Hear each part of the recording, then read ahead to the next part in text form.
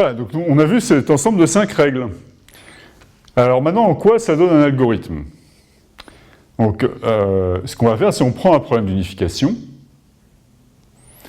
et on applique ces règles. Alors, toutes les règles sauf remplacement sont des règles qu'on applique à une équation. Donc, on remplace n'importe quelle équation du problème d'unification à laquelle s'applique la règle par la partie droite correspondante. Et si j'obtiens bottom, évidemment, je peux arrêter puisque la conjonction de bottom et de n'importe quoi sera toujours bottom.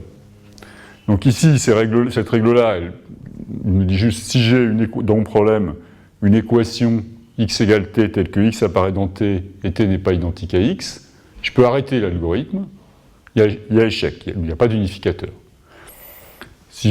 Pareil, si j'ai une incompatibilité comme ça. Si j'ai une équation s égale s, je peux juste la supprimer du problème.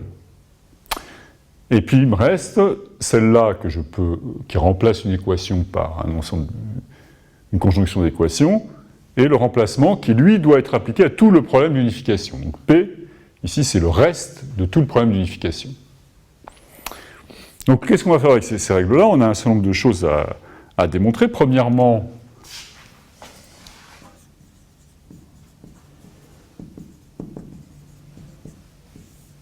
ces règles sont correctes.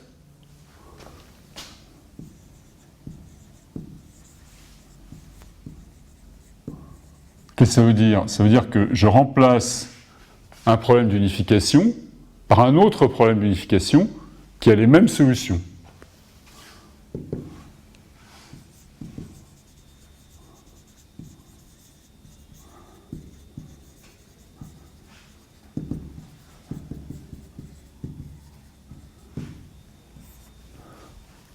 Je ne vais pas faire le détail. D'accord?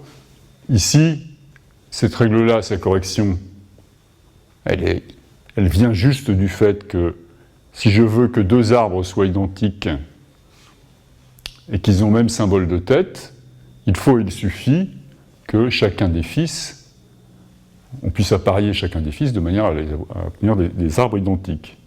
Là, bon, on a vu que deux arbres qui n'ont pas le même symbole de tête sont différents. Là, j'ai juste utilisé des propriétés de l'égalité. Le fait que l'égalité est symétrique, réflexive, transitive et compatible avec la structure des termes. Ça, donc, c'est le seul qui demanderait une démonstration, mais on l'a fait déjà sur un exemple. Je ne vais pas la refaire. L'idée étant que s'il y avait une solution de cette équation-là, le terme T sigma serait strictement, solution sigma, le terme T sigma serait strictement plus profond que le terme X sigma, ce qui n'est pas possible. Là, c'est évident. Donc, deuxième proposition maintenant.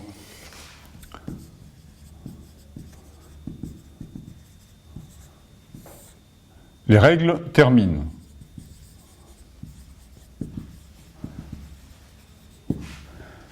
Donc, quand je dis les règles terminent, ça veut dire, si j'ai un problème d'unification, quelle que soit la façon d'appliquer les règles, je ne peux pas avoir de séquence infinie d'application de règles. Alors pour ça,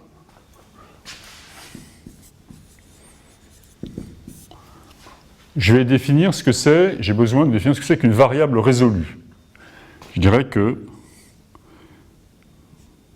X est résolu dans P si P contient une équation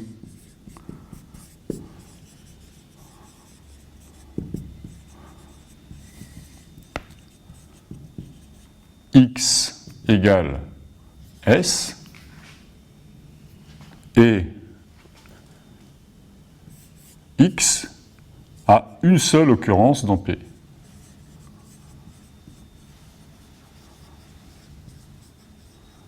Donc là, ensemble, ça veut dire qu'évidemment, la seule occurrence de X dans P, c'est dans cette équation X égale S.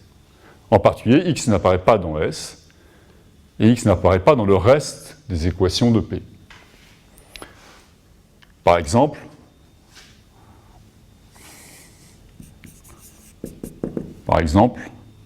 je les mets en vert les exemples. Hein. Non. Exemple.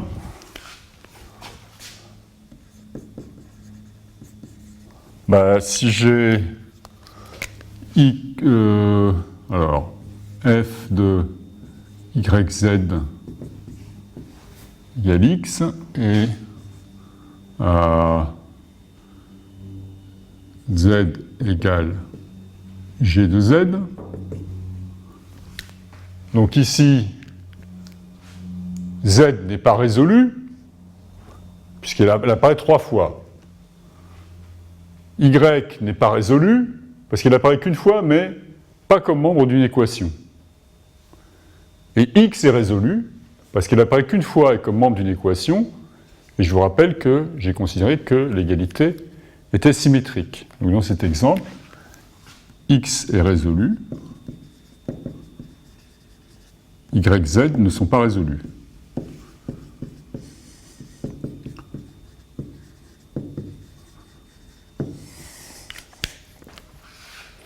Donc ce qu'on peut remarquer, la première chose qu'on peut remarquer, je reviens à la preuve de terminaison, la première chose qu'on peut remarquer, c'est que les règles ne font qu'augmenter le nombre de variables résolues.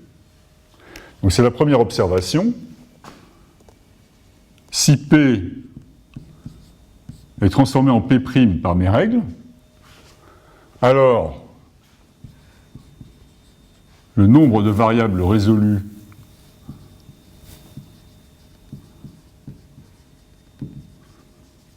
on va prendre la négation, le nombre de variables non résolues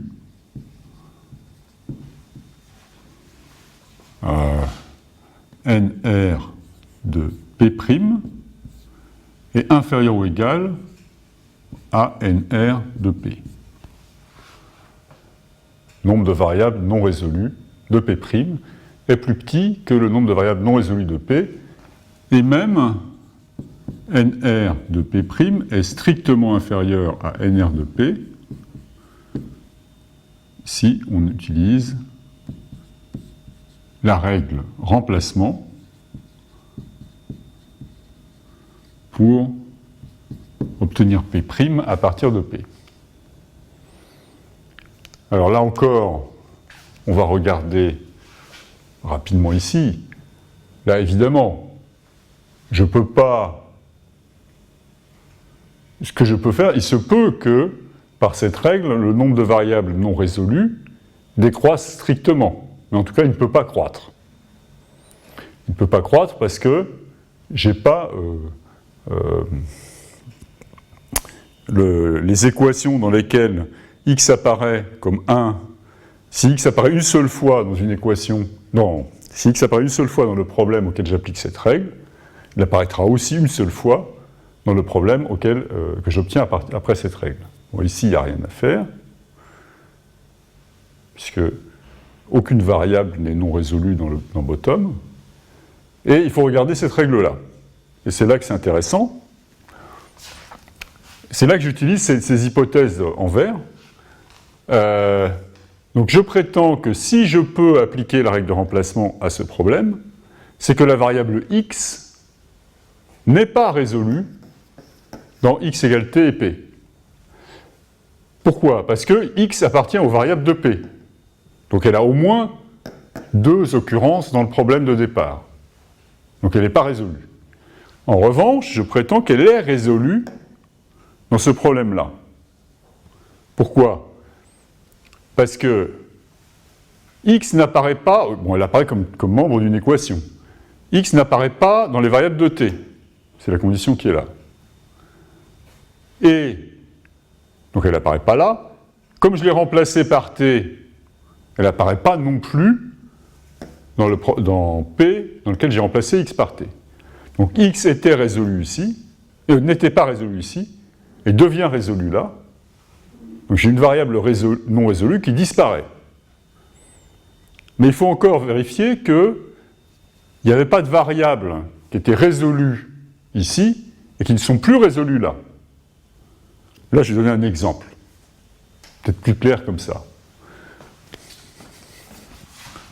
Imaginons que j'ai ce problème-là. Je vais l'effacer après parce que c'est un contre-exemple. Hein. Enfin, ce n'est pas un vrai exemple de transformation. Si j'ai x égale y et f de x égale z. X, y, z sont des variables. Si je remplace x par y là-dedans, j'obtiens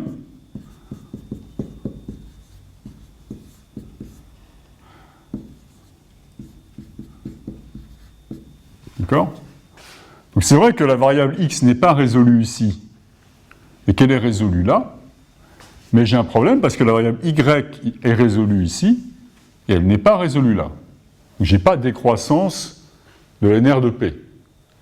Et c'est la raison de la troisième condition qui me dit t, ou bien t n'est pas une variable.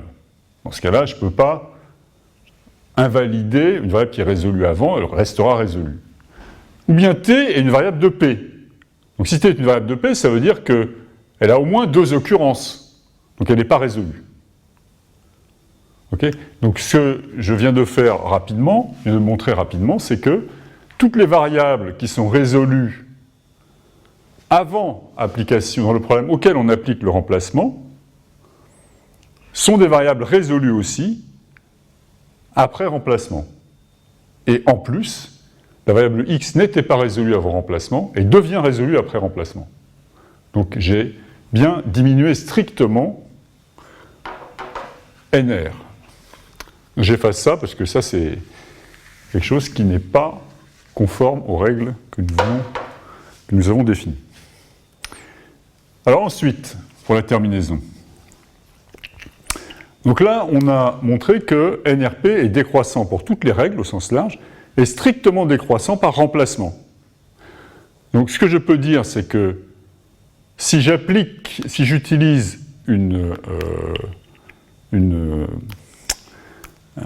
interprétation de mon ensemble des problèmes d'unification dans des paires,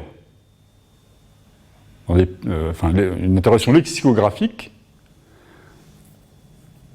dans laquelle la première composante est le nombre de variables non résolues, de P, la première composante décroîtra strictement par application de remplacement et au sens large par les autres, ce qui fait qu'il suffit que je montre la terminaison pour les règles autres que le remplacement. Bon, je vais l'écrire formellement. Donc, maintenant, je vais considérer les 4 autres règles et regarder ce qui se passe. Et je vais associer à un problème d'unification P, je vais associer, on va l'appeler je ne sais pas comment, T de P, c'est la taille de P, et la taille de P, c'est le nombre de symboles de fonctions qui apparaissent dans P.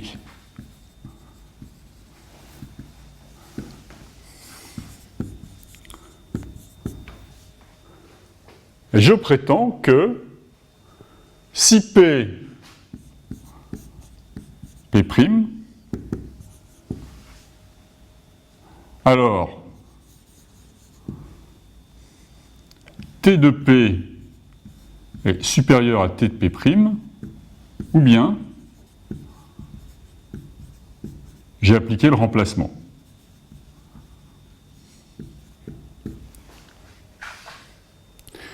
Alors, si on regarde, là, effectivement, j'ai enlevé 2 symboles de fonction. Il n'y a pas de duplication ici, donc j'ai enlevé un seul symbole de fonction. La taille du problème obtenu à droite est celle de gauche, moins 2. Ici, c'est inférieur à la taille du problème de départ, moins 2. Ici, comme t n'est pas identique à x, et t et x est une variable de t,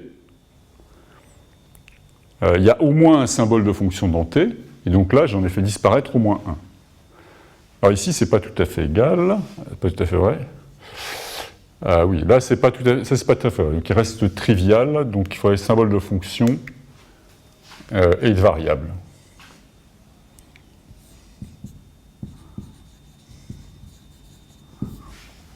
Ok.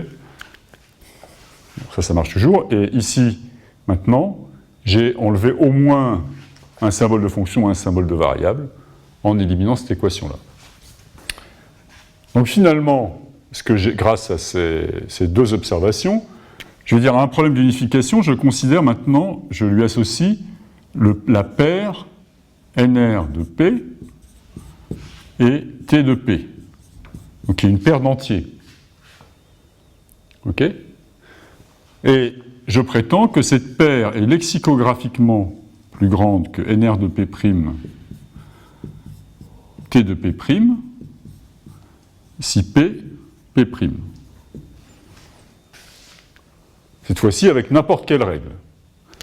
Parce que ou bien j'applique le remplacement, et dans ce cas-là, la première composante diminue strictement, ou bien je n'applique pas le remplacement, et la première composante diminue au sens large, et la deuxième composante diminue strictement. Donc j'ai bien que cette paire d'entiers est strictement plus grande que cette paire d'entiers. Et du coup, j'ai juste à utiliser le fait que l'ordre lexicographique sur N2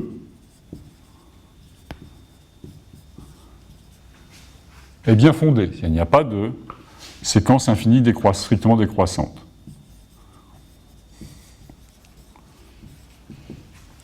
Bon, si vous ne savez pas le démontrer, pas de suite infinie strictement décroissante.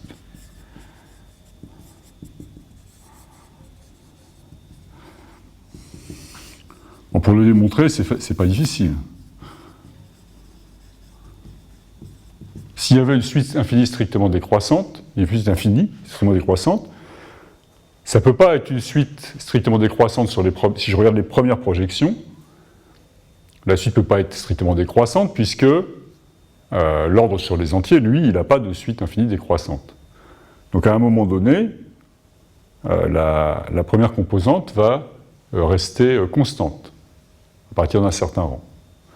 Du coup, je regarde la deuxième composante et j'obtiens une suite strictement décroissante sur la deuxième composante, ce qui n'est pas possible. Donc là, j'ai démontré finalement que il ne peut pas y avoir de suite infinie de réduction par les 5 règles que j'ai données là, parce que s'il y en avait une, j'aurais une suite infinie strictement décroissante de paires d'entiers, ce qui n'est pas possible. Donc j'ai bien fini de démontrer la proposition 2, les règles terminent.